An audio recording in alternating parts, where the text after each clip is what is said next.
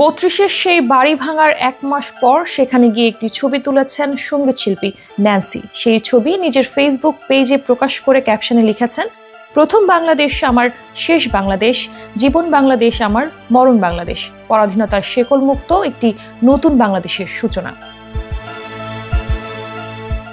প্রসঙ্গগত, গত ফেব্রুয়ারিতে বিক্ষুব্ধ ছাত্র জনতা ঐতিহাসিক এই বাড়িটিতে ব্যাপক ভাঙচুর চালায় এবং অগ্নিসংযোগ করে, যার ফলে এটি বর্তমানে ধ্বংসস্তূপে পরিণত হয়েছে।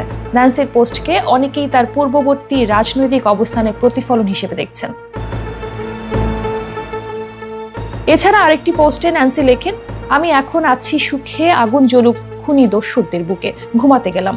তার এই বক্তব্যেও বর্তমান রাজনৈতিক পরিস্থিতি নিয়ে তার ক্ষোভের ইঙ্গিত বহন করে। এর আগেও ন্যান্সি আওয়ামী লীগ সরকারের প্রতি কড়া সমালোচনা করেছেন। এক সাক্ষাৎকারে তিনি বলেন, এবারের ঈদ তার জন্য বিশেষ আনন্দের, কারণ শেখ হাসিনা মুক্ত বাংলাদেশে স্বাধীনভাবে কাজ করতে পারছেন এবং মামলার হয়রানি ছাড়াই চলাফেরা করতে পারছেন। এর আগেও একাধিকবার আওয়ামী লীগের প্রতি নিজের ক্ষোভ প্রকাশ করেছেন ন্যান্সি। তারই ধারাবাহিকতায় এবার ৩২ নম্বরের বঙ্গবন্ধু শেখ মুজিবুর রহমানের বাড়িতে গিয়েও ছবি তুলতে দেখা গেল তাকে।